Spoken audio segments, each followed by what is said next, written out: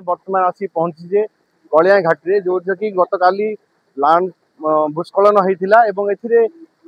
संपूर्ण भाव कलिया घाटी ध्वंस पाई उभय पार्श्व शह शह गाड़ी अटक रही प्रशासन तरफ से स्थान को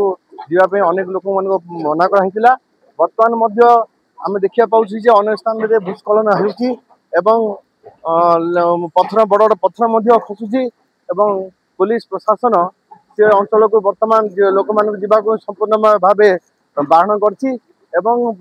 वर्षा फल जो परिमाण रे कलिया घाटर संपूर्ण भाव नष्ट हो